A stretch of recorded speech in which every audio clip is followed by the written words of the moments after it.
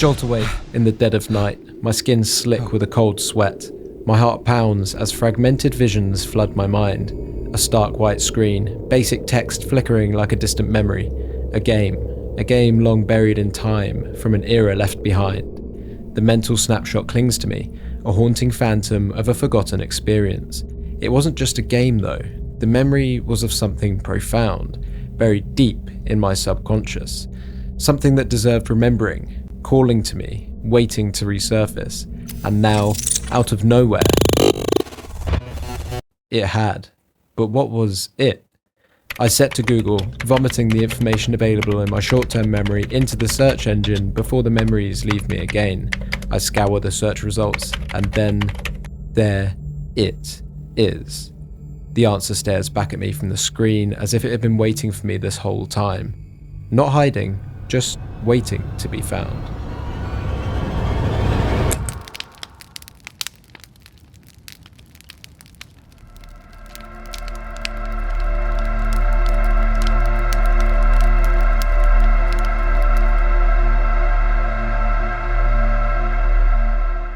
The fire is dead, the room is cold. The words, "a dark room," linger on the screen like a challenge or maybe an invitation. There's only one action to take: light the fire.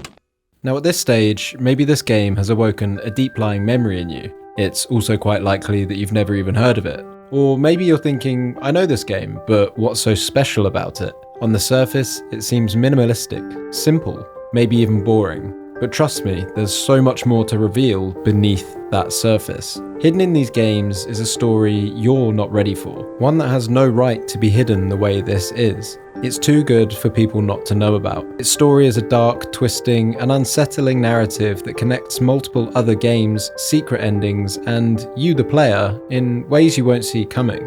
And you know what's interesting? It seems like no one knows anything about this game. No videos, barely any information on any subreddits. It's filled still with mystery, which is incredibly rare for any game in this day and age. The magic is still there. Get a snack, get comfy, and let's discover the incredible hidden story of a dark room and the Ensign. The flame quietly crackles in response. I stoke it once, then again. The fire grows, filling the room with light. The warmth spills through the windows, fighting the darkness beyond. The room is cold. I stoke the fire. The rhythm breaks. A stranger, ragged, stumbles through the door and collapses in the corner. The fire roars, but now my wood supply is dwindling. The wind howls outside. The room is mild now, thanks to the fire. Another prompt appears. A silent forest. I click. Suddenly, I'm there. A grey sky, relentless wind, a barren world that feels unwelcoming. But there's nothing actually here apart from words. Yet the emptiness feels so overwhelming. Gather wood, it says. So I gather, returning to the fire with a small sense of satisfaction and security for a world that I seem to be dreaming, all as a result of a nudge from a few words on a page. My purpose, for now, is simple. Keep the fire burning, and keep the stranger warm. The room grows hot. The stranger, no longer shivering, stands. She says, I can help. I build things. I can make a cart for carrying wood. I can make traps to catch any creatures that might still be alive out there. She, the builder, offers options. A trap for catching creatures, a cart for gathering more wood. The fire roars as I decide, but her words linger. Might still be alive out there. The suggestion of an event, a cataclysm, is undeniable. Where am I? When am I? The questions simmer like the fire, unanswered as I build the trap. In the silent forest, I harvest my trap. Inside, there are strange scales, but what land animal have I caught that has scales, and what makes them so strange? The intrigue thickens. Each choice deepens the intrigue, pulling me further into this seemingly stark but vague world, one bought almost entirely from my own mind, prompted only by a few words on the screen. What started as a simple task, lighting a fire, has become something slightly more. I stoke the fire. I gather wood, enough wood for a cart. The cart will let me carry more wood from the forest. Great. The builder then says something unexpected. There are more wanderers. They'll work too. An option appears. Build a hut. Who are these wanderers? Why would they come? Where are they coming from? And more importantly, why would they work for me? I stoke the fire again, gathering wood, setting more traps to collect fur and meat. The builder crafts the hut. When it's done, she offers another cryptic remark.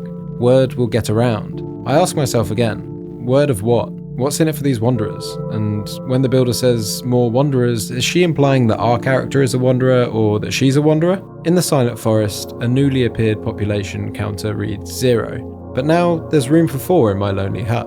My traps yield meat, my fire roars as I stoke it, and for now the world feels quiet. Then a weathered family arrives, 3 gatherers who take refuge in the hut.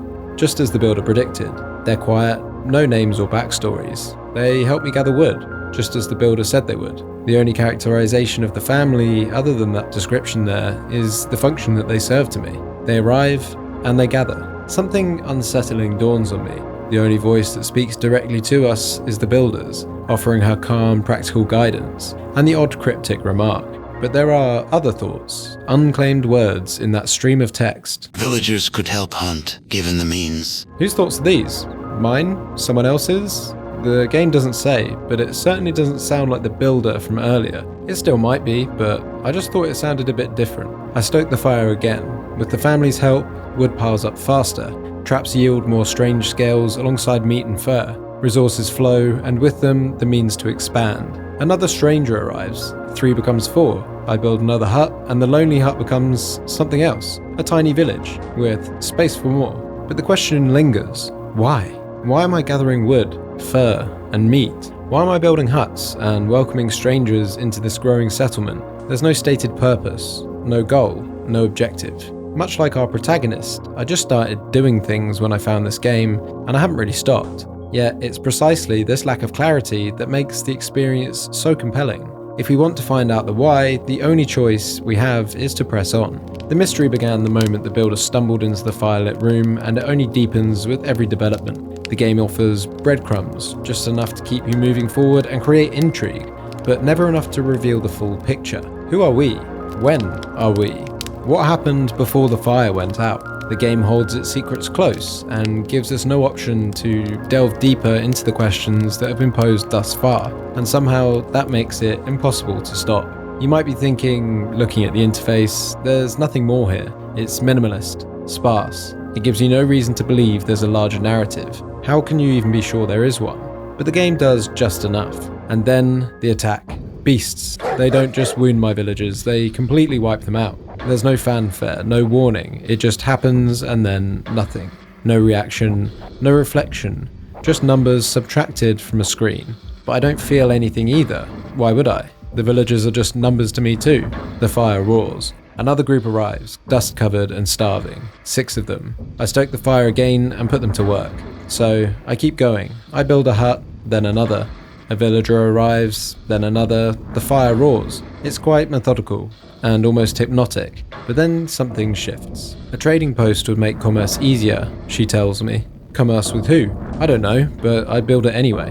More villagers arrive. Leather could be useful. Sure, I build a tannery. Cure the meat or it'll spoil. Fine, I'll build a smokehouse. There's no resistance, no hesitation, I just follow the loop. Expand, gather, build. I could make finer things if I had the tools, says the builder. And as she wishes, I will deliver. The cycle continues. Traps, huts, resources. The village grows. A modest village becomes a large one. My traps are attacked by beasts, who I personally track down and kill in unspoken anger. I repair, I expand, and I stoke the fire. And then, the trading post offers me something odd. A compass. Why would I need a compass? It doesn't matter. I buy it anyway. It points west, and a dusty path appears. But I don't click it. Not yet. I'm too consumed by this endless cycle of expansion. I'm obsessed. The fire is roaring and I don't want to stop. A coney lurches in equal parts worry and hope. I don't care about their worry, only their hope that will fuel their bellies to work for me. My large village now has charcutiers, hunters, tanners, and trappers. In my workshop I can now craft armor, a bone spear too. Maybe this is to give to the hunters to return more meat. I am king of this void village and I want more. Why is this important, I hear you ask? Well, stick around and you'll find out. I stoked the fire, built my village, and put its people to work. Expansion consumed me. More huts, more traps, more resources. But eventually, my gaze drifted west, to the dusty path. At first, it was just a name on the interface, another item on a growing list of tasks, perhaps. But the moment I clicked it, everything changed. Why is there a list of supplies? Why is there an embark button? I quickly pack 1 or 2 of everything I have and hit the What? Suddenly, I wasn't managing a village anymore. I was moving. The trees are gone. Parched earth and blowing dust are poor replacements. Okay. The barrens break as a sea of dying grass, swaying amid the breeze. Okay. This is a little bit more creepy than it was a minute ago. What am I seeing right now? Is the at me? What is A and what is V? Am I exploring a world made of text symbols? I encounter a damp cave where the earth apparently splits, as if bearing an ancient wound. I enter, of course, ever driven by my thirst for exploration, then...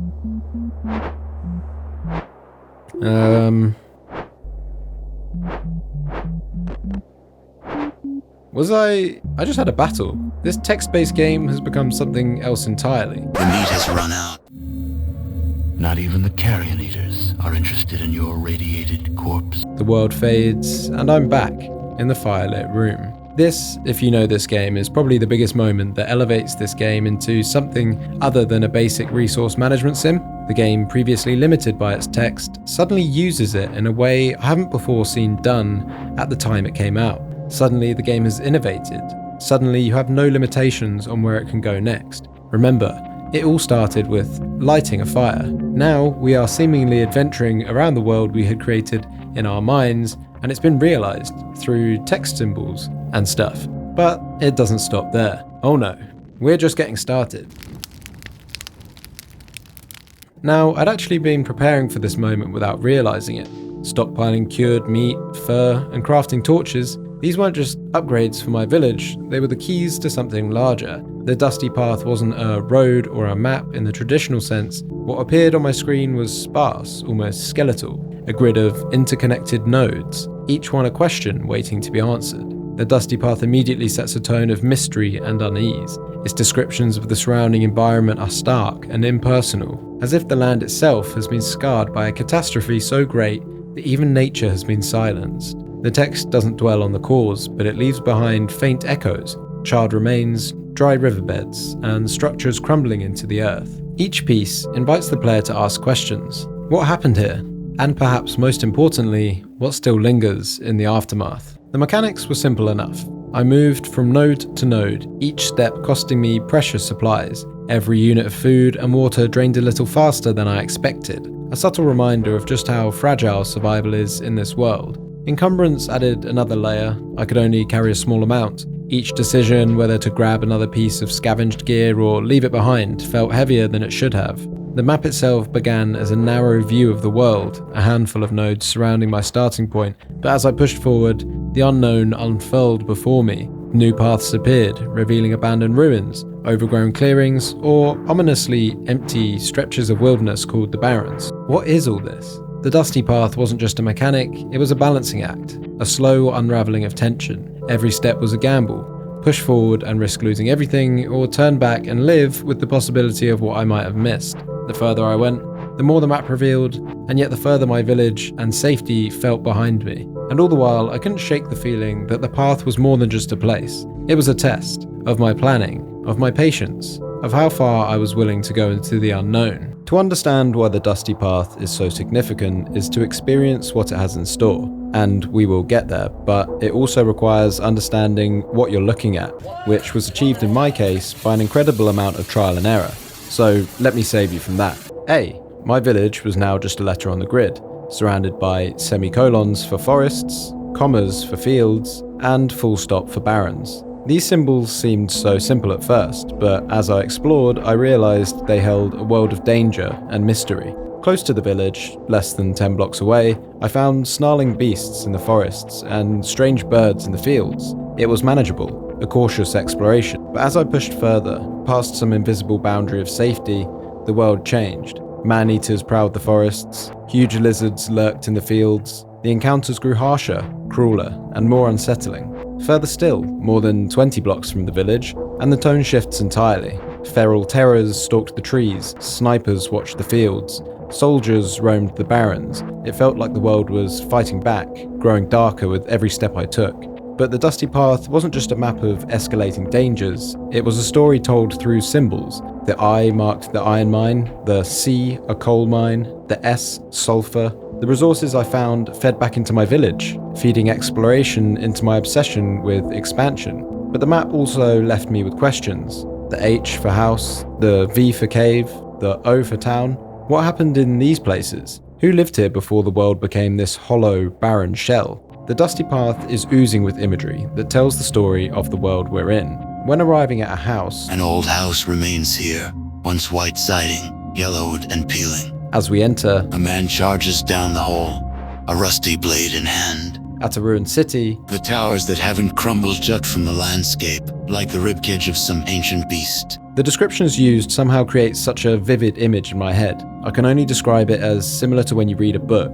You're given the room to imagine, not distracted by any AAA graphics, and that will always immerse us more than being shown. It's the inverse of good story writing. The old phrase, show don't tell, is flipped on its head. Tell don't show is the motto of this game, and it works just fine. As you press on, the Dusty Path begins to reveal hints of the world that came before. F, the battlefield. Battle was fought here long ago. Battered technology from both sides lays dormant on the blasted landscape. What's all this? A rifle? Bullets? Energy cells? Alien alloys? These discoveries hint at a technological sophistication that starkly contrasts with the handmade tools and huts of my settlement. The juxtaposition is jarring, forcing me to question the timeline of events. How could such advanced technology coexist with the desolation surrounding it? These mysteries had almost entirely distracted me from advancing my own settlement. What more was there to find out in the wasteland that was just a dusty path to begin with? B, the borehole. It all started with a fire, but here on the dusty path, that fire felt impossibly far away. I encountered a borehole, a huge one. A huge hole is cut deep into the earth, evidence of the past harvest. They took what they came for and left. Cast off from the mammoth drills can still be found by the edges of the precipice. Why would there be a borehole in the middle of this wasteland? Previously, we've just speculated about the timeline as a result of our visit to the battlefield, but what does a nearby borehole add to the equation? And what does the line, "they took what they came for and left" mean? Add into the equation energy cells and alien alloys found in the battlefield, and suddenly, we have a theory. I came across more battlefields, more boreholes, more alien alloys. The Dusty Path was actually littered with them. Whatever happened to this world, this was a big part of the answer. But what does it all mean? Finally, we have the most intriguing of revelations. In the direction of west, where the compass had been pointing all along, the ship.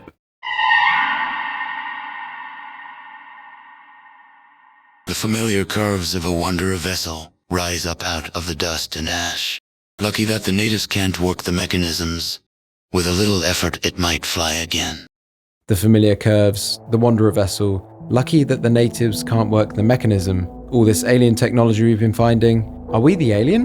The boreholes? Are they by us? This bloodshed and ruin? Are we responsible? But if we are, then who are we? Am I the last, or is the builder one too? And what of my villagers? Answers and questions arise in similar quantity, but we see prompt to salvage, so we do and return back to our village. And with that, we enter the final phase of a dark room. A new tab appears, an old starship.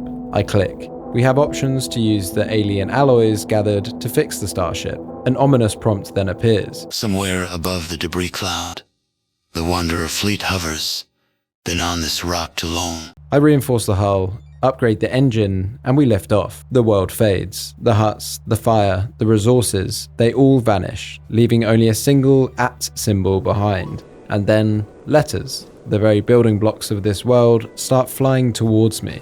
At first, I'm frozen, but then I realize I can move. My hands almost instinctively guide the @ symbol around the letters as they streak past, increasing in number, in speed, in chaos. The tools that once constructed this world, the symbols I relied on, the ones that made just enough sense of everything, are now trying to destroy me.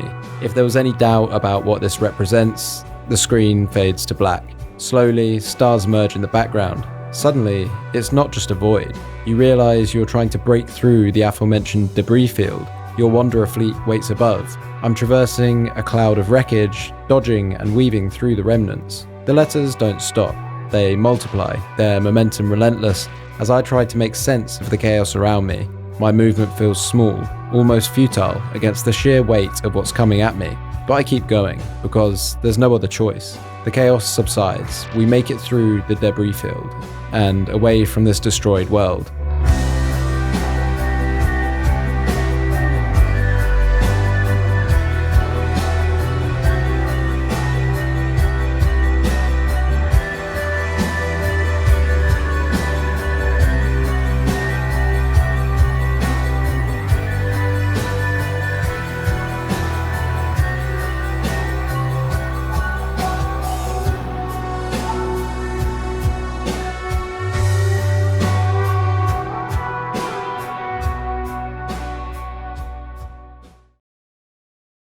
Whew, wow, let's just take a breath, because that was a fantastic experience. It all started with lighting a fire, but then developed like an iceberg into so many different things. Whilst the ending is an ending, it leaves so many questions in my mind. What are the Wanderers? Why are there huge boreholes everywhere? What happened to cause all the destruction and bloodshed in the world? What happened to the builder? Who was she? And what about all the villagers? Why were they working so hard for me all the time? Why did I awake in a dark room with nothing but a fire? A Dark Room came out in 2013, and even now, so many years later, it feels like a secret, like something half remembered from a dream. And that's the problem, isn't it? I remember a profound story worth telling, something that stayed with me long after the fire went out. But revisiting it, I started to doubt myself.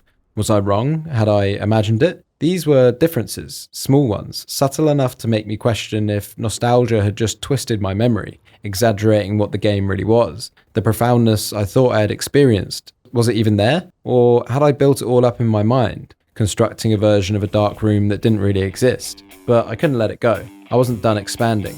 I wasn't done searching the dusty path for something more. And maybe that's the point. The fire roars, and I keep stoking it. Not because I've found the answers, but because I'm still looking. And maybe I always will be. Nah, I mean, you can see the length of the video, right?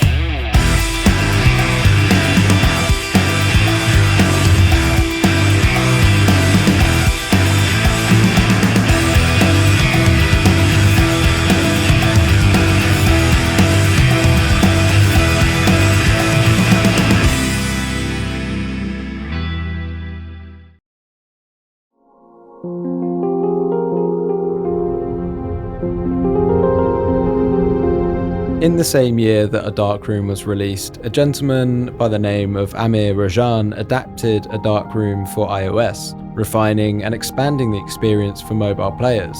This version retained the core mechanics and story of the browser game but introduced new elements, including additional secrets and a more polished interface. Rajan's adaptation gained widespread acclaim, climbing the App Store charts and solidifying the game's cult status. This was done in tandem with Michael Townsend, the original creator of the browser game that you just watched. They worked together to realize the potential of this game, and that, I think, is the game that I was thinking of, the game that I described at the beginning of this video, maybe. So I hurriedly downloaded the game. I couldn't wait to stoke the fire once again, but this time around I wanted answers.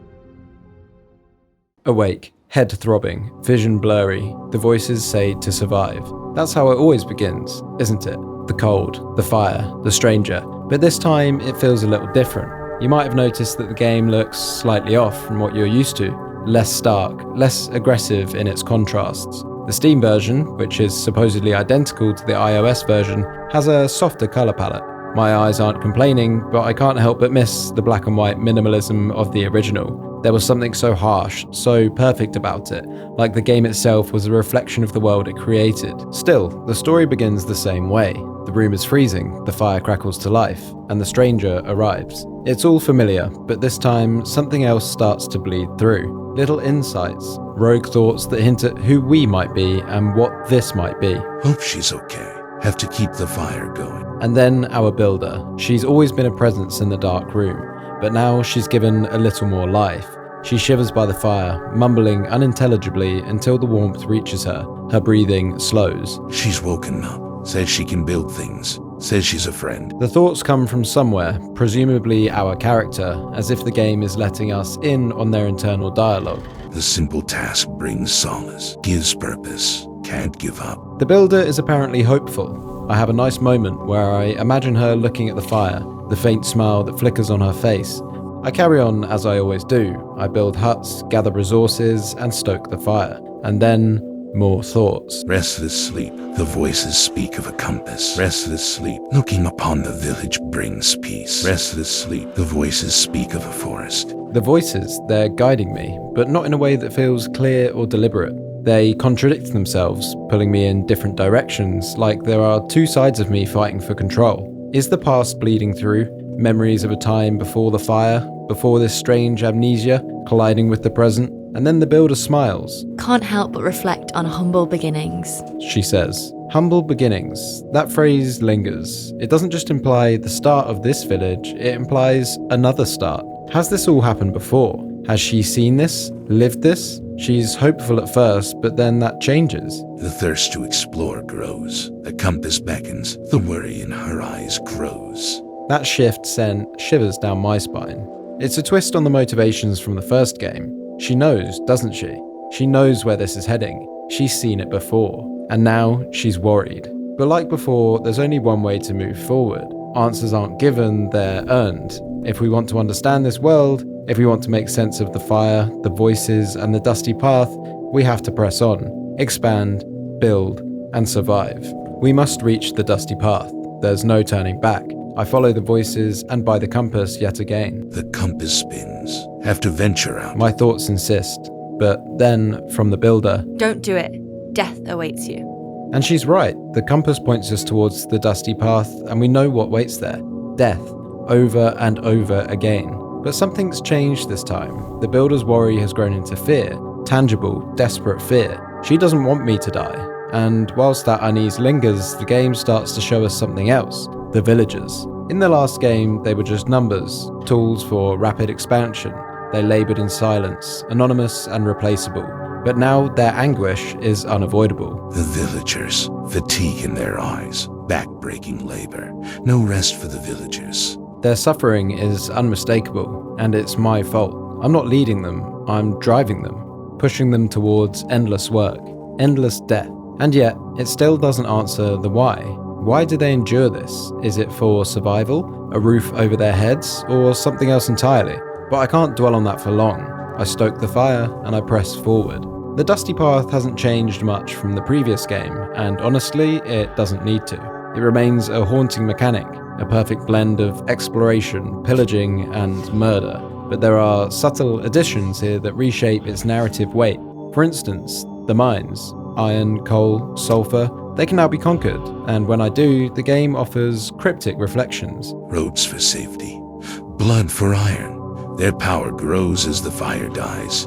The builder is distant now, her once hopeful demeanor replaced with silence. Everything I do, every decision I make feels heavier, wrong somehow, and the game doesn't shy away from showing me this. While battling a beast in a damp cave, anxious whispers creep into the background. The screen fades slightly, a haunting reminder that my journey is unsteady and unmoored. Then I realize I've forgotten to stoke the fire. Without it, the environment shifts, becoming darker, quieter, emptier. It's subtle, but it changes everything, adding yet another layer to the game's relentless need for balance. And then there's the workshop.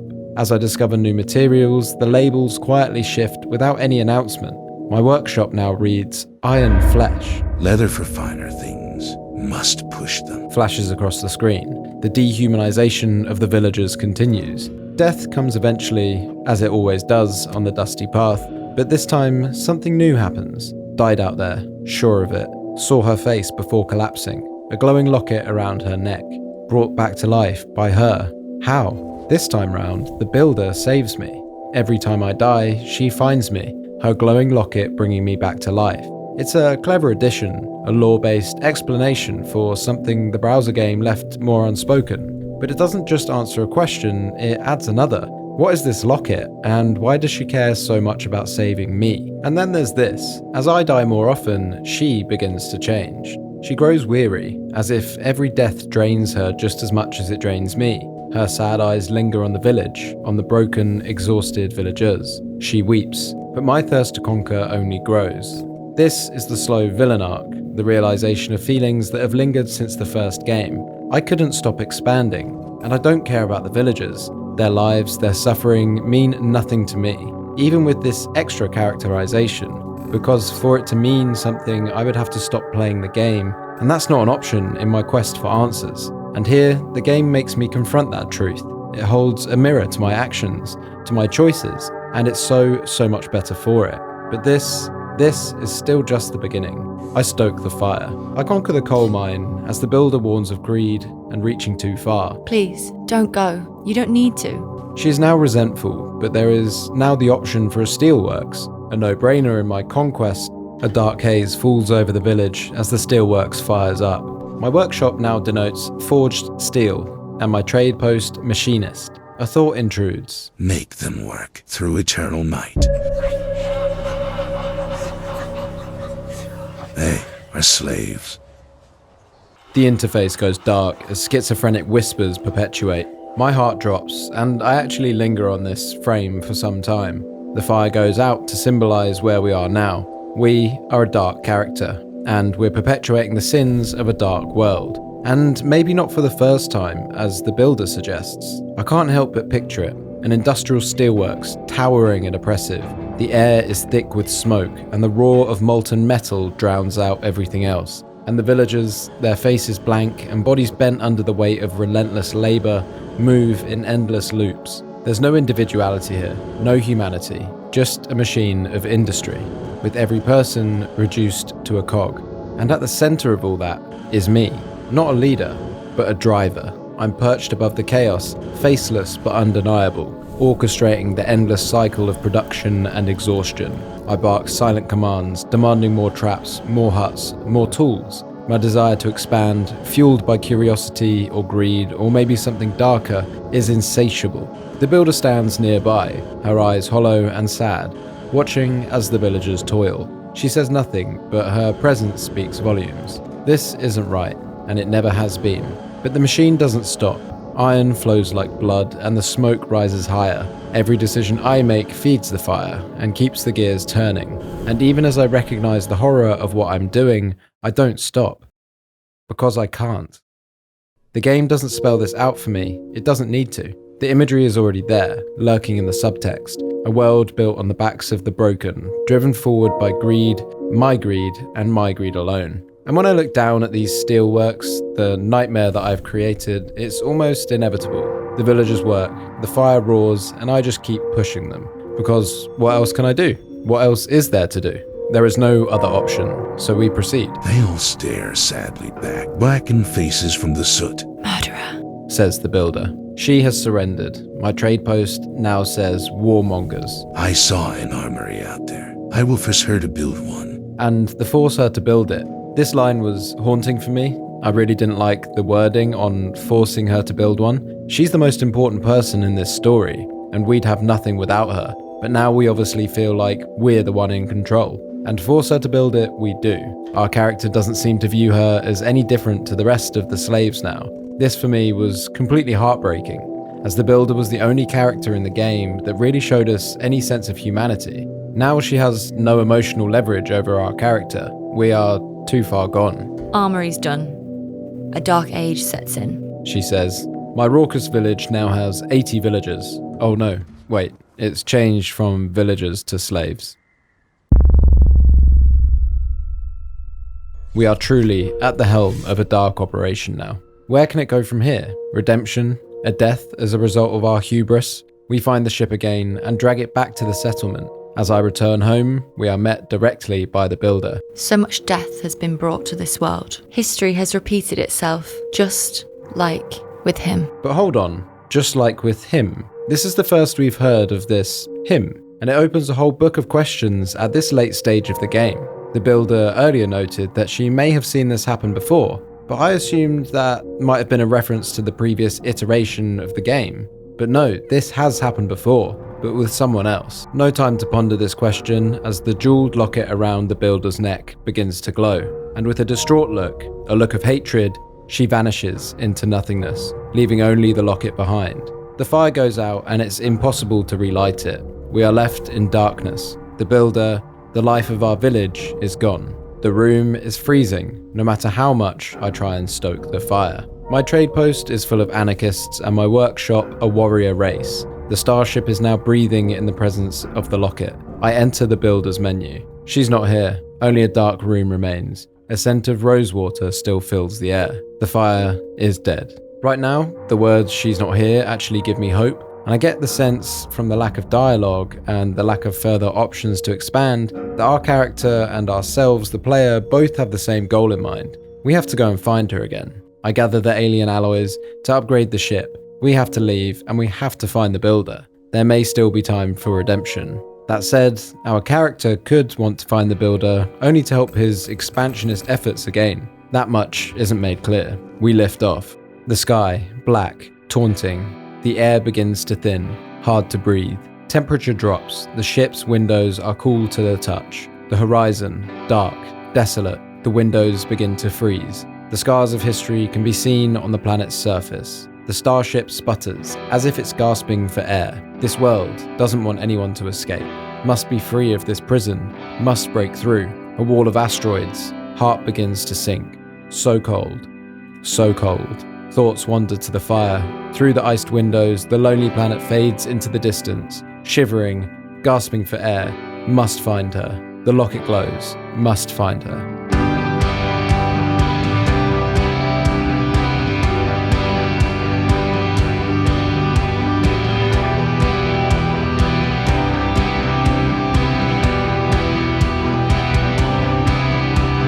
Ladies and gentlemen, a dark room, again.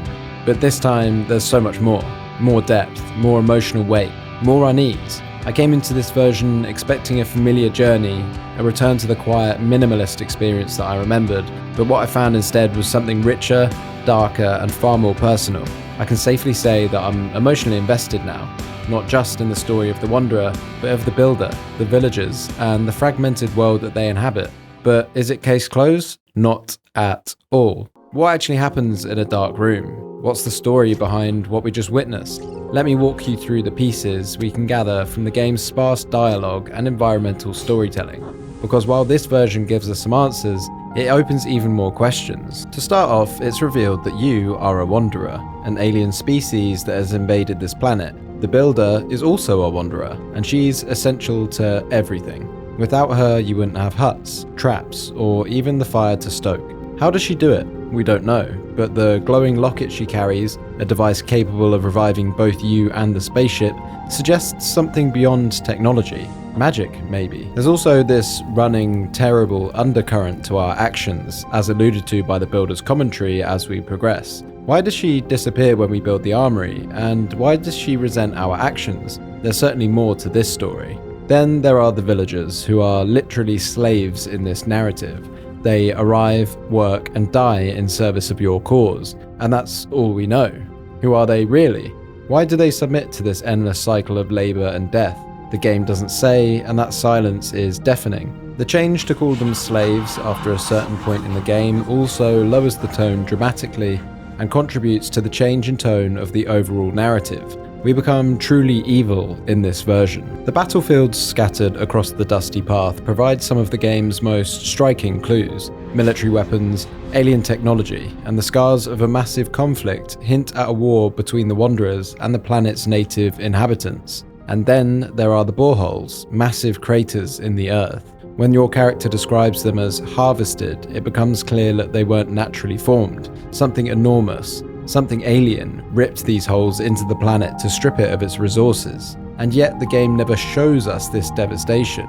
The environment is little more than text on a screen, fields, forest, and barren plains alluded to. But through these abstract, minimalist spaces, we feel the outlines of a planetary apocalypse, the echoes of a war so catastrophic it left the entire world in ruins. The towers that haven't crumbled jut from the landscape, like the ribcage of some ancient beast. It's told through the description of the scenery, and through the characterization of the inhabitants of the dusty path.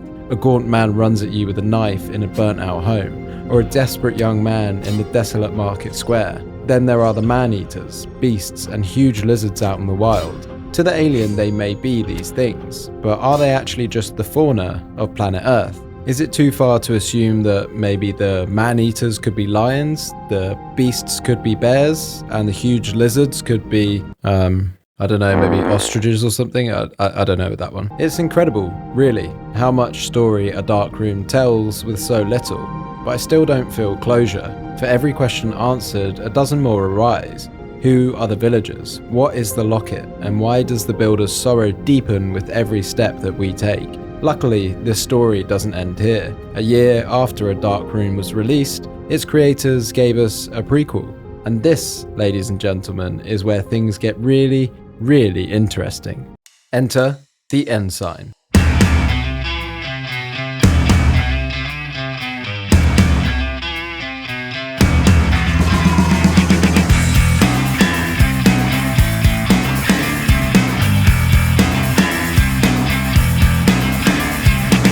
Before the fire, before the dusty path, before the silent mechanical expansion of a village teetering on the edge of survival, there was the Ensign.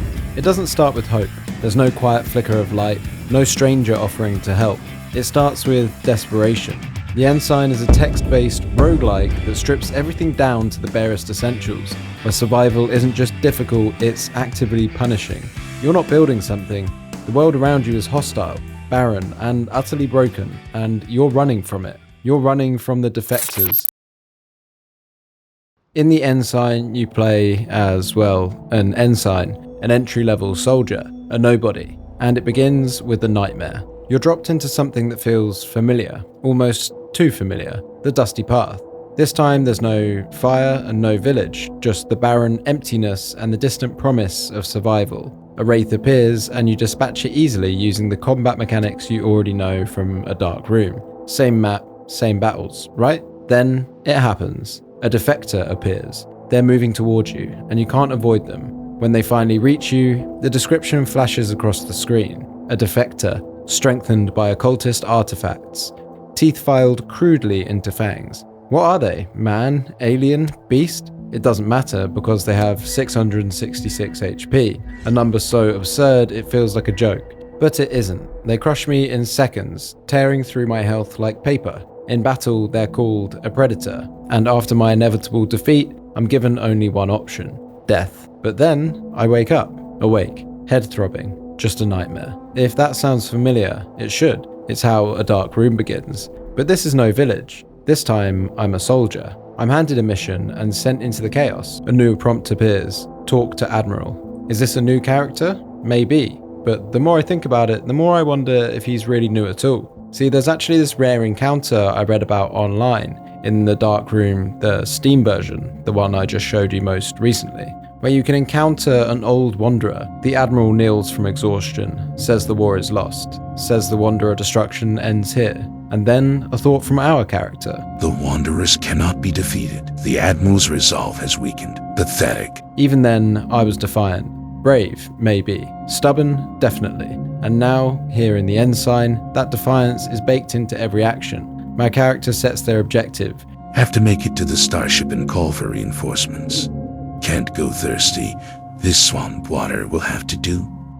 The Admiral hands me a few scraps of food, a flask, and most importantly, a compass. And as I leave, he gives me a warning. Death awaits. Their humanity, this world, makes them strong. This opening sets a tone that is immediately darker, grittier, and far more personal than A Dark Room. We're still tied to the ongoing narrative of the alien invasion, but this time, the stakes feel sharper, more urgent. The defiance of the Ensign, so young, so naive, is almost tragic when contrasted with the Admiral, broken and exhausted, a man who has already lost everything. It's impossible not to think of the young soldiers in World War I, marching into battle with blind optimism, while the veterans who had seen the horrors of war knew better. The mechanics will feel familiar, the compass guides you, you need torches for caves, food and water to keep moving, and you'll gather items as you go. But there's no home base this time, no fire to stoke, no village to expand. This is a roguelike through and through. You gather resources to strengthen yourself, not to bring them back. And when you die, and you will die, you lose everything. But death isn't meaningless here. Each time you die, you learn something new. The map starts to make sense. If you reach certain milestones, like discovering the iron, coal, or sulfur mines, like in past games, you'll unlock better starter items. It's brutal, yes, but it strikes an important balance. There is one other difference of note too. This time, we are being actively pursued. The Defector, the nightmare that haunts you at the start of the game, becomes something tangible. They hunt you, relentlessly. Every moment you spend on the path is time they're closing in, and each one you face grows stronger than the last. They're not just a threat, they're a timer, forcing you to weigh every decision against the inevitability of their arrival, and you have to make sure you're prepared for it. The Ensign is a harder game than a Dark Room. It's meant to be. The hostile world of the previous game has been replaced with a violent one, born from the ashes of the bloodiest war this planet has ever seen. But the violence has a purpose. It's in the death and struggle that the game finds its narrative depth. For example, when you die. When we die in the Ensign, the game tells us we've created a time paradox, and the only option is to turn back time. It's a familiar mechanic. In a Dark Room, the builder's glowing locket quietly revived us after every death. But here it feels heavier, more deliberate. It raises an unsettling question. Is this why the Wanderers always win? Can they re-roll existence until the odds are in their favour? It feels plausible, but there's no time to dwell. We're shoved back to the swamp with the Admiral, as if it's Groundhog Day. The same conversation plays out, almost verbatim, but occasionally the screen dips to black with ominous sound effects and a new message. Sometimes it's a basic tip, sometimes a motivational thought, and later fragments of lore, or even outright mockery. These interjections make one thing clear: this loop is intentional. Even in death, you are progressing. But the passage of time weighs on you.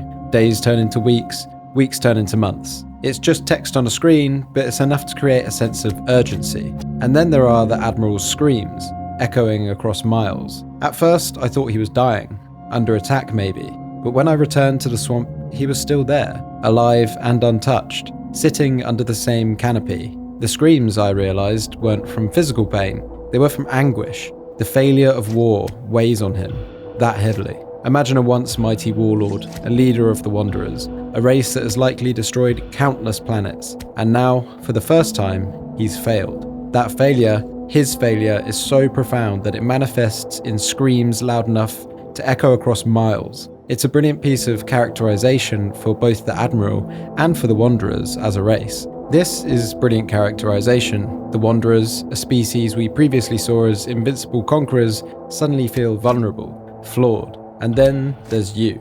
Your violence is unwavering. You fight because you're born to. You kill because it's the only way forward.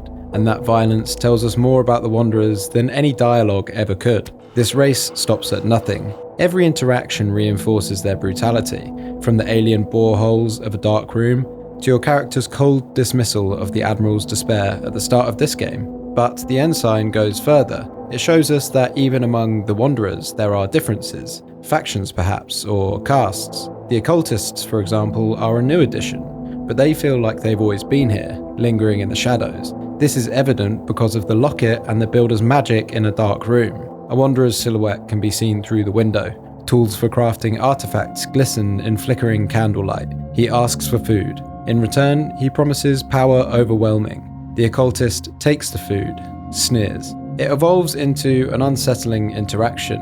The Occultist offers upgrades, health, strength, but the cost is gruesome. Flesh or eyes, taken from the bodies of your victims. This changes everything. We'd always assumed that the Wanderers in the past two games had landed on this planet to harvest its planetary resources, and that the killing was just a byproduct. But now we know more. The humans themselves are a resource. Their flesh, their eyes, fuel the occult artifacts that give power to the Wanderers. The bloodlust isn't arbitrary, it's necessary. This adds layers of depth to the Wanderers. Not only are there different types, fighters, occultists, leaders like the Admiral, but their motivations are darker, more horrifying than we'd imagined. As I die again, the game offers another dark thought.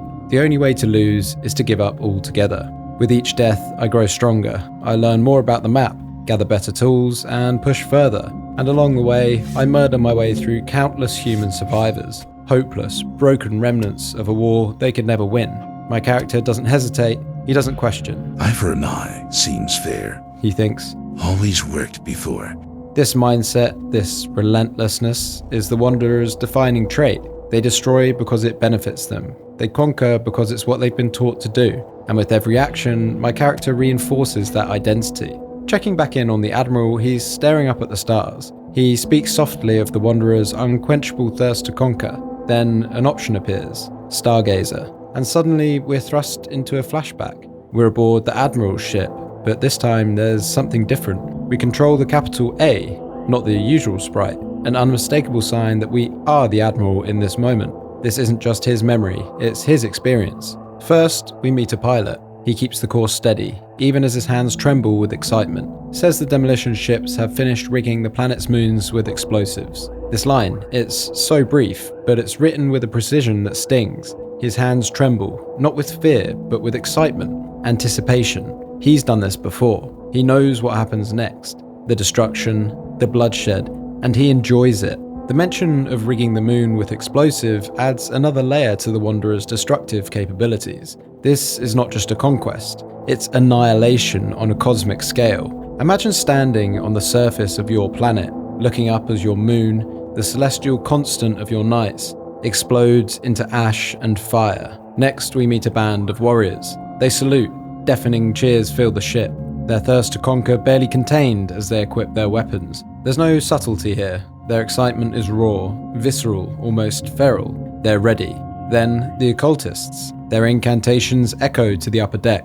Ethereal lights ebb and flow as each syllable leaves their tongues. Weaponry and artifacts slowly materialize around them. The occultists add an entirely different texture to this scene. The warrior's thirst is primal, but the occultists is cold and ritualistic. Their spells conjure weapons out of nothingness, blending mysticism with destruction. It's almost beautiful in a grotesque way. Finally, out the window, countless Wanderer vessels follow closely, breathing anxiously in unison. The Executioner's in position begins to charge its weapons. The idea of an entire fleet of ships breathing in unison, an army so synchronized, so prepared for destruction, it feels more like an organism than a collection of individuals. The presentation of this game, the sparse, minimalist descriptions, is absolutely essential to its impact. It leaves everything to your imagination. This isn't a cutscene with flashy visuals or bombastic music. It's just words. Words that conjure entire worlds in your mind. If this were present in full 3D with stunning graphics, it would likely feel lesser. The ambiguity, the emptiness of the presentation is what makes it so deeply personal. And then we meet her, the Builder. She stands there, arms folded, gazing complacently at the planet about to be destroyed. It's her, the one we lost, the one who left us, the shining light in a dark room, the one pure soul among the countless Wanderers. But here, she isn't pure, she's silent, resigned. You can feel the weight of the impending destruction on her soul. Families, life, love, millions of years of history on this planet are about to be wiped out in an instant. And for the Wanderers, it's just another day at the office. This flashback is a revelation. Where the previous games hid their story in scraps of text and environmental clues, the Ensign lays it bare. It gives us the answers we've been craving all along. We exit the flashback with a new understanding of the Wanderers, of the Admiral, of the Builder, and of the series as a whole. Are you glad you stayed this long? I told you it gets good. But here's the thing, I want to say it again. We're only just getting started. Then I stumble upon something different, a schoolhouse, tucked away in a deserted town. Using a torch, I discover the option to take a book. It tells the story of the drills. The drills were constructed effortlessly. They were being constructed by the occultists, how quickly they depleted the planet's resources. And with this simple passage, we're thrown into another flashback. This time, we aren't the capital A, the Admiral. We weren't even the Wanderer. We're a small H, a human. For the first time, we're experiencing the horrors of the invasion from the other side. The drill spins, hums its tribute to occultist sorcery. It eagerly waits to split the planet, to carve out its metallic flesh. The scale of the destruction becomes clearer now. These boreholes weren't just tools. They were monuments to the Wanderer's efficiency, their obsessive hunger for resources. And then we see her, the Builder. She's the strongest of them. Cadences of light flow through her, weaving every aspect of the drill. She looks over with piercing eyes. The Builder, who we've come to know as the quiet, moral compass of a dark room, isn't entirely who we thought she was. She's always been a wanderer, and here, she's not just complicit, she's instrumental. She's crafting tools, not of violence, but of planetary destruction. This moment reframes everything we thought we knew about her. But there's something else here, something even more unsettling. The slaves. The villagers we've used, sacrificed, and discarded throughout these games. Finally we get some answers. Rusting derelicts landed shortly after first contact. Droves of chained wanderers gather resources. The Admiral silently watches progress. Slaves. Not humans as we might have assumed, but wanderers. Chained, beaten, and dehumanized. And here's the thing, the term rusting is key. People don't rust, machines do. That's all they are in this context. Tools, stripped of identity. And yet, questions remain. Are these slaves of other wanderers, subjugated by their own race? Or are they survivors from planets already conquered? Either way, it highlights the wanderers' precision. Their invasion is so efficient, so calculated that they deploy their slaves to harvest resources almost immediately after first contact. This is the wanderers at their most terrifying, absolute masters of destruction. And yet there's a hint of hubris here. The speed with which they begin to mine the planet suggests they know victory is assured. They assume no one will fight back. But then, another town, another book, and another story. No regard was given to the inhabitants. Any attempts to communicate, to understand, were ignored. We're thrust into another flashback. Ground Zero. They were never even given a chance to speak. Lifeless bodies of the ambassadors smoulder from laser fire. The Admiral smirks as the troops celebrate. Countless wanderer vessels fall from the sky. Tails of fire as they break the atmosphere. A massive weapon shrouds the Mother Star. It shakes, drawing solar flares into its core. The pull of its gravity felt even from the distance. The wanderers here are harvesting the sun. The sun. Even the star that once gave life to this planet is now a resource to be consumed. Nothing goes to waste. The humans can't even count on the sun rising tomorrow. It's total and utter destruction. And then, the massacre. The annals speak of the Admiral. They speak of the massacres he led, the cities he raised. We're pulled into yet another flashback, this time to a town square. A human observes the Admiral and his men stoking a fire. Yes, stoking a fire, and feasting on freshly cured meat. It's such a striking echo of a dark room that it's almost chilling. Bodies of settlers, man, women, and child litter the town square. Fountains run red, and the smell of burnt flesh fills the air. And then once again, we see her, the builder. She looks upon the massacre mournfully. She sees lifeless mother slumped over a child still breathing. Her locket glows. This moment is fascinating. The builder is complicit in this destruction. She's a critical part of the machine that wipes out entire civilizations. But here we see something different. Remorse. Or maybe the beginnings of it. She's always been a wanderer, always served at the will of the Admiral. But it seems that in this moment, faced directly with the aftermath of her work, with the horrors wrought by her own hands, something shifts. Maybe this was the moment that planted the seed of the builder that we know in a dark room, the one who left the wanderers, the one who stayed behind, stoking the fire, helping us rebuild. It's satisfying, isn't it? Where the previous games kept their stories buried in subtlety, the Ensign lays it all bare. It's the answers we've been craving all along. Speaking of turning points, there's a troubling moment in the Ensign where our character has the opportunity to change, to step off the path we've been so carefully carving. It begins with a normal house, a firelit room, described in a way that immediately feels familiar, a callback maybe to the firelit room of a dark room. Inside, there's a defector. I'll only fight in defense. Join me, he says. It's an offer, a chance to break the cycle of violence, so I sit. It feels like a small rebellion, choosing peace in a game that demands bloodshed. The defector speaks of humanity, of a life unhindered by the thirst to conquer. It's a vision of what could be, if the wanderers let themselves stop, if they let themselves be. Then I'm given the option to stoke the fire.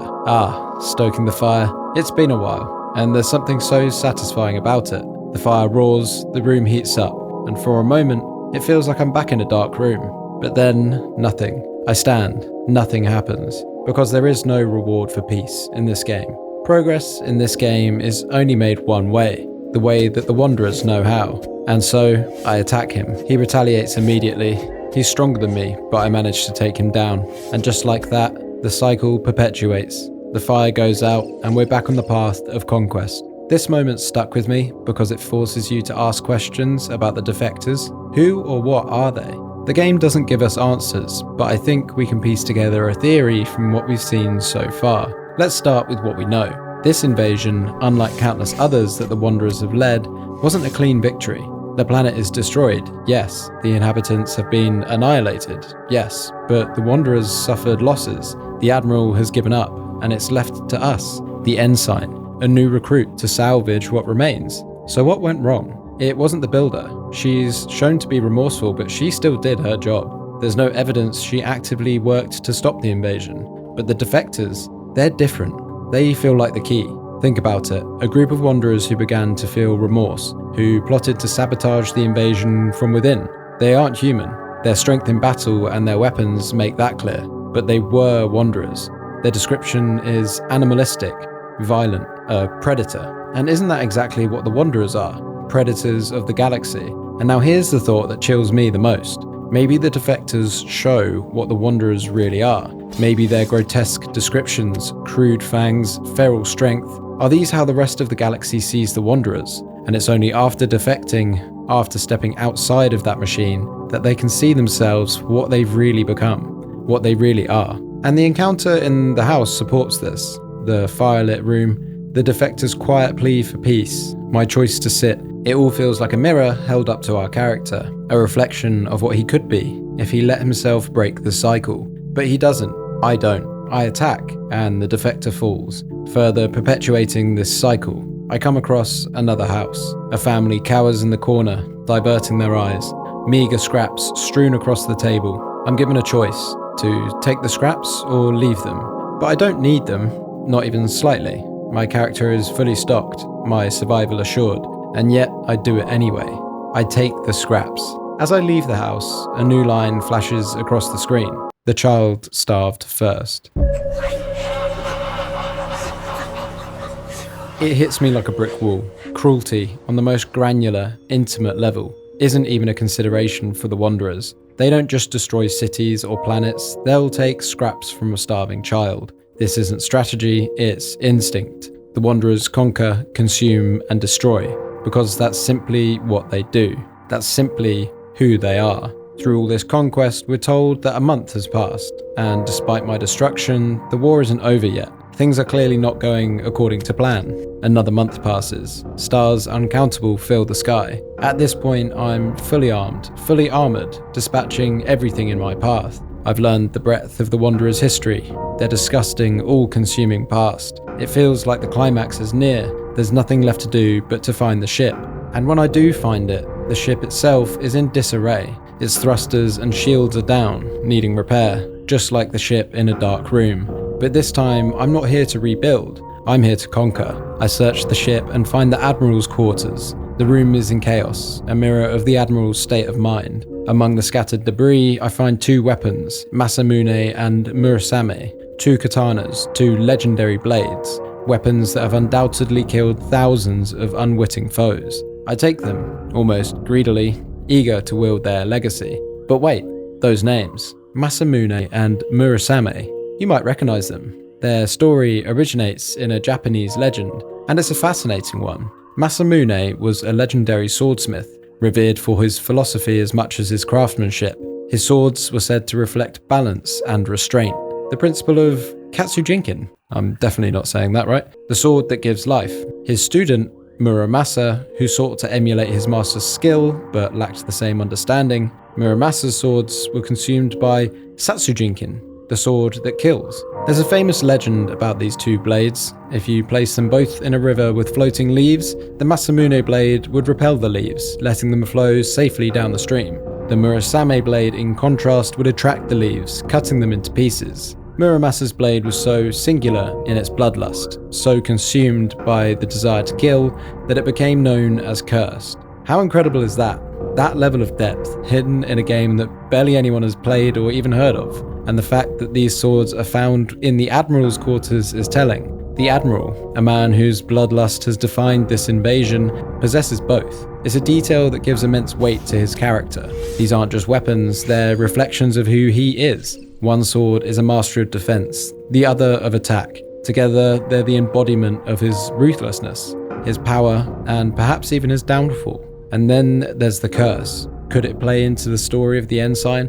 Could it have contributed to the failed invasion of Earth? We're not done in the ship yet. I find the builder's quarters. The scent of rosewater fills the air. An artifact glows nearby. Rosewater. We've seen this before, haven't we?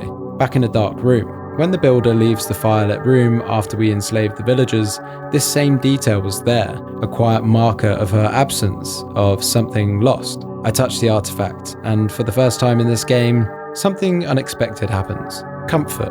It's fleeting, but it's there, and that's significant because comfort, kindness, humanity, these things don't exist in the world of the Wanderers. The artifact brings them out. Anyway, I think it's certain that this is the builder's locket. It just has to be. But where is she now? I leave the quarters and heal in the medbay, thanks to some occultist light. It's time to keep moving, time to find the precious alien alloy. The months drag on, 3 months turn into 4. The planet, ravaged and broken, continues its aimless drift through the stars. And then, next to the ship, I see her, a fallen wanderer. My heart sinks. There's only one other female character in this story, the builder. I turn the body and my fears are confirmed. The insignia of a high-ranking occultist, a builder. Laser wounds cover her body. She's bled out. No. A crude locket around her neck glows brightly. Nothing of significance. That line is devastating. To our character, the builder's death is just another casualty in a war gone wrong. But to me, to us, the builder was everything. She wasn't just a character, she was the hope of redemption.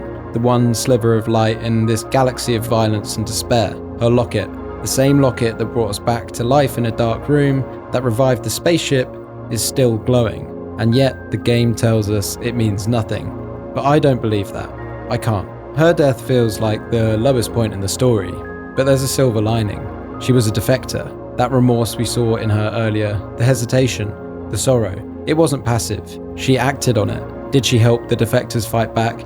Did she sabotage the Wanderers in ways we'll never fully understand? But then there's this. The text doesn't say the builder, it says a builder. Is there more than one? If this one has died, is there another builder waiting in a dark room? Our character doesn't ask these questions. He doesn't see the significance. Instead, he's unraveling.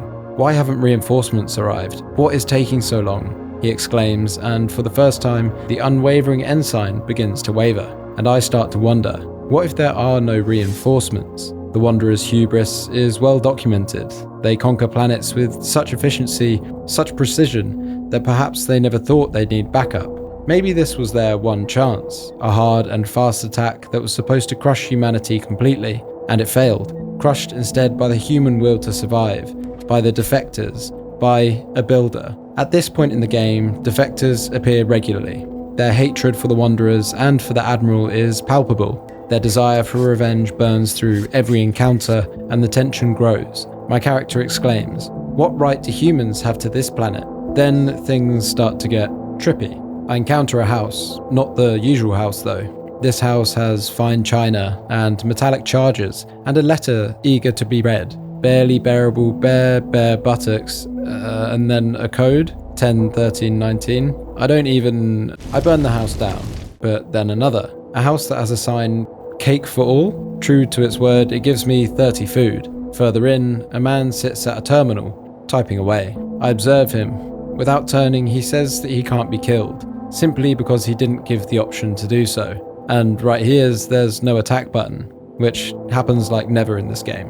I click instead to surrender my will. He mocks me. I do nothing. He sends me back the way I came, noting that death waits outside. An attack button appears and I press it, but nothing happens. Instead, we get a glimpse of his terminal that reads, "Place defector outside." I try to attack again and again, but nothing happens. Okay, nothing I can't handle. 666 HP? What the f***? Is this some kind of joke? To some extent, yes, but I can't help but feel like my character, the Ensign, is starting to lose his mind. And this is only exacerbated by the next encounter. In another house, a ritual is taking place. A man stands over a kneeling wanderer, wielding a ceremonial blade and a scalding hot iron. The man swiftly severs the wanderer's limbs, save two, carefully cauterizing each wound. The human and the newly minted defector stand, ready to fight. I dispatch the abomination, and the text follows with this. The Admiral spoke truth. The war is lost. No way to sustain the onslaught of their combined numbers. This moment, this grotesque ritual raises more questions than it answers. Is there really a process to turn wanderers into defectors, or is this some twisted hallucination, a reflection of my character's spiraling psyche? It would explain the defectors' bestial appearance, their feral strength, their grotesque features, but nothing in this game confirms it, and unless the creator decides to comment on this theory, I guess we'll never truly know. At this point, the story spirals further into despair. It looks like I'm going to die on this planet. The mighty wanderers brought low by humanity's resilience. And you know what? It feels good. After everything we've seen, the drills, the massacres, the builder's death, it feels good to lose. I want to lose. But the game doesn't let me. I press on, gathering the final alien alloys and returning to the ship. The launch is confirmed. At least I can escape this hellscape of my own creation, right? But you know the score by now. As nothing happens, the quiet is shattered. Explosions rip through the ship. Defectors spill out of the blast doors. It was a trap. The self-destruct sequence begins, and finally, this looks like the end. Nothing short of what we deserve. I try to escape, but the doors are unresponsive. The defectors are closing in. The countdown starts. 10, 9, 8.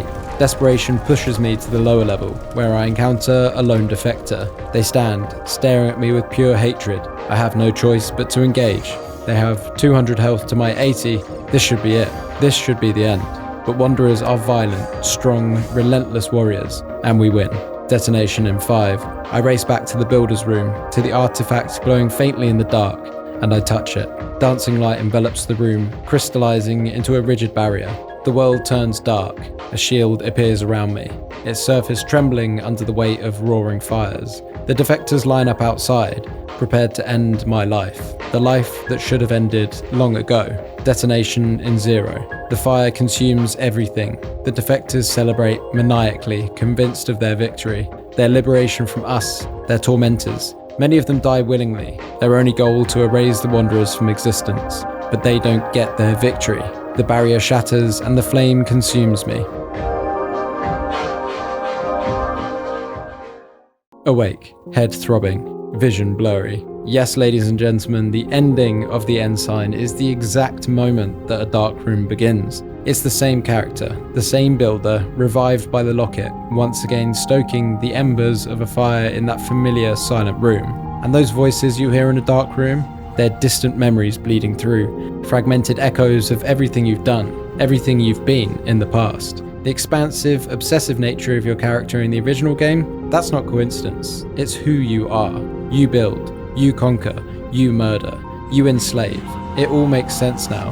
The explosion you barely survive, the room on the ship where it takes place, that's the firelit room where it all begins, where you sit and where you stoke the fire. The contrast is staggering. Cast your mind back to the beginning of the series. You're just stoking embers, quietly, repetitively. And now think of everything you've been through, everything you've done up until this point. This is, without question, the best iceberg-style game I've ever played. The bravery of hiding such an intricate, haunting narrative behind such simplicity is staggering. And I can't help but wonder, how many players stoked the fire for 5 minutes, found it boring, and turned the game off? How many people missed out on this? And this is why I love this series of games. But you know what? I can't help but long for a happy ending for the Wanderer and the Builder. There are moments, brief, fragile moments, that suggest it could happen. Small glimpses of something more than violence and destruction. Maybe, just maybe, they could salvage what's left of their lives, together. And you know what? You can. The genius of this series is that you, whether you realize it or not, have choices. Even choices that don't seem like choices at all. Think back to a dark room, to the slaves, to the village. What if you never build that village?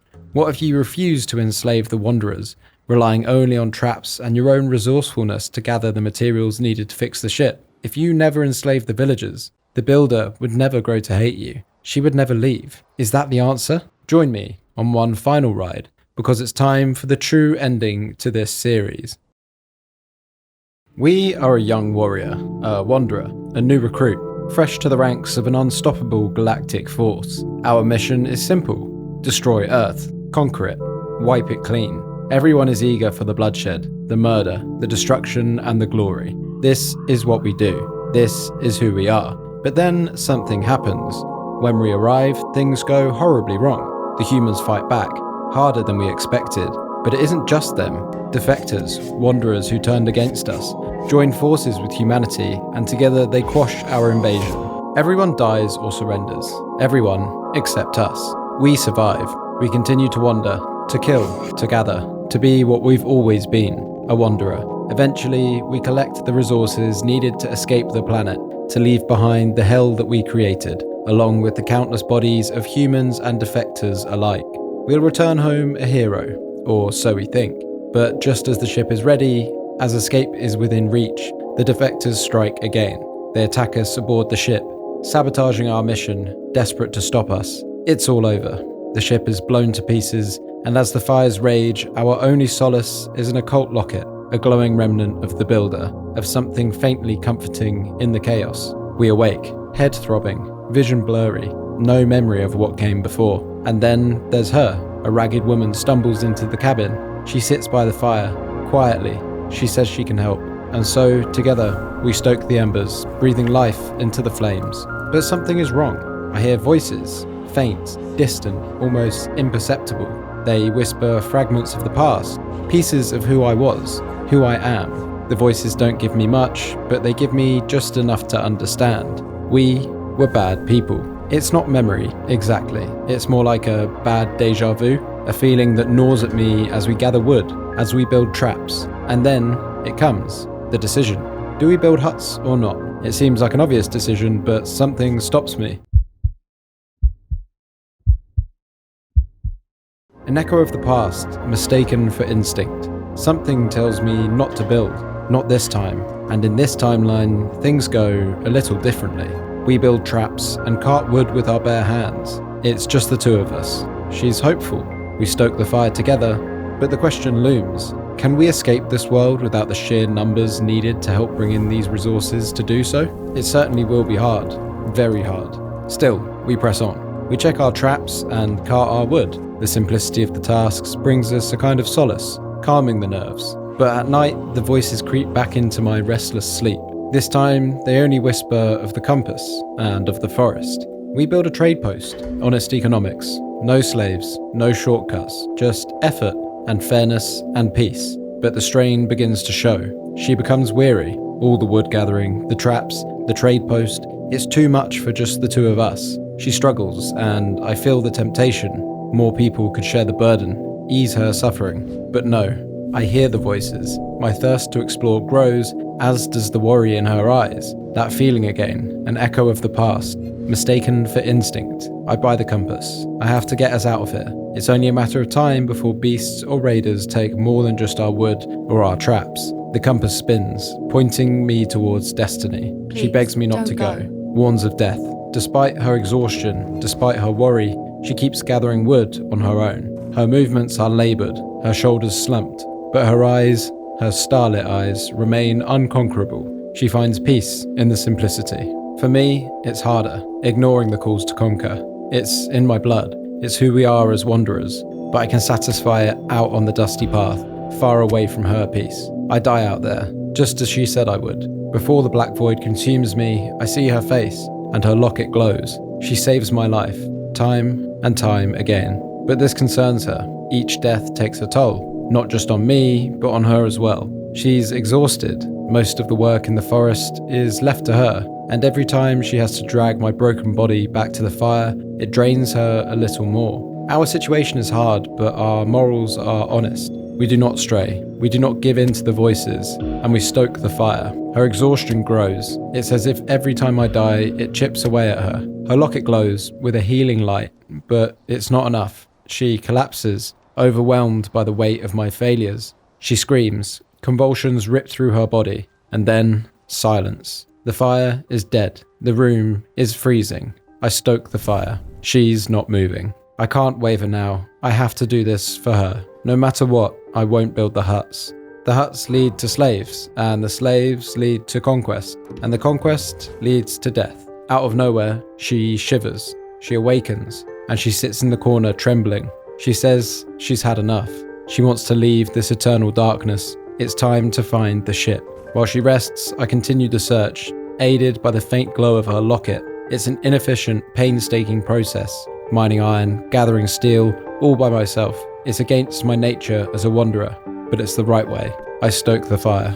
Finally, I find the ship. Salvation at last. She looks at the ship as if it were an old friend. A solemn smile crosses her face. She asks me to take her away. The ship itself begins to breathe in the presence of her locket, as if it remembers her. She's ready. She's finally ready to leave this world. We lift off, one last time. The ship is cold, but she touches its walls, and warmth spreads through them. The engines sputter, but she whispers to them, and they roar to life. We're going to make it. This is what we've been waiting for. She looks over at me and says goodbye. A wall of asteroids looms overhead. Tears well in her eyes as she extends her hands. Her gaze locks onto each rock, and one by one she diverts their path. Blood drips from her nose and ears. Her eyes roll back, and she collapses. She stops breathing, but the locket glows.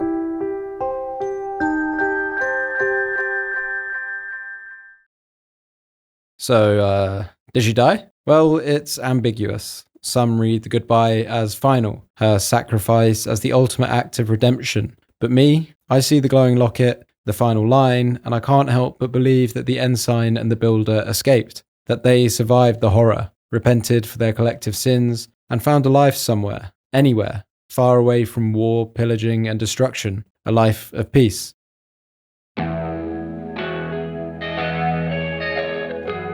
And that, ladies and gentlemen, is A Dark Room and the Ensign, the hidden story of a game seemingly lost to time. This series is, without question, the most underrated I've ever played. It starts so simply, stoking a fire in the dark. Who would have thought it would evolve into something so layered, so expansive? A sci-fi resource management sim, a roguelike, a Souls-like, a text-based, narrative-driven, emotional roller coaster that explores war, morality, and survival. It's baffling to me that no one has spoken about it really on YouTube to date. I can't really find any videos anywhere. What makes these games truly remarkable is their relentless commitment to characterizing their world. A Dark Room is desolate, cold, and hopeless, while the Ensign is violent, dangerous, and raw. And yet, even in this grim, minimalist setting, the characters, their backstories, their motivations are so deeply compelling. I found myself completely bought into the Wanderers, the Builder, the Ensign, the Defectors, even the gaunt men sprinting at me with crazed eyes. I can't stop thinking about this world. The terror of your sun and moon exploding, leaving the planet in eternal darkness, the helplessness of watching your planet invaded. It's all conveyed through nothing but text, just words, and yet it's some of the most harrowing and evocative storytelling I've ever experienced. And then there are the secrets. These games are full of them. At the end of both The Dark Room and the Ensign, you're left with lingering questions. What about the Admiral's ritual? Did you achieve the impossible? What happens when you try a no huts run? I had to do the no huts run myself to get what I consider the ideal ending, but there's so much more that I want to explore. Here's the thing, you can't just look up these answers. No YouTube walkthrough, no Reddit guide, no comprehensive wiki. In 2025, a game with real mystery still feels like an impossibility, and yet somehow A Dark Room and the Ensign pull it off. There's this rumoured hidden ending as well, something that the developer said was designed to be easier for deaf or blind players of the game, and still no one has found it, no one has documented it. It's just there, waiting, maybe. That's why I'll return to this series when I can, because it feels alive in a way few games do. Because when I played it, I felt like I was the only person in the world experiencing this story. It felt personal, special, mine. But the more I played, the more I realised that it's a crime that no one's talking about this. And it would be a crime if I didn't share it with you. These games deserve the spotlight. The developers deserve recognition for what they've created here. I've never seen a game do so much with so little. Amir Rajan and Michael Townsend, take your bow. This is what games can be. You don't need flashy graphics or sprawling cutscenes to tell a story. Players can still fill in the blanks. We are capable of imagining, of connecting, of finding the meaning in a few lines of text. This series is refreshing, it's thought-provoking, and above all, for me at least, it's now unforgettable. And what I'm choosing to interpret as a happy ending, because yes, the locket does glow after all. I'll end the video there. Thank you so much for watching. There's more long-form analysis on the way, so subscribe if you enjoyed this. And as always, don't forget to stoke the fire. Bye.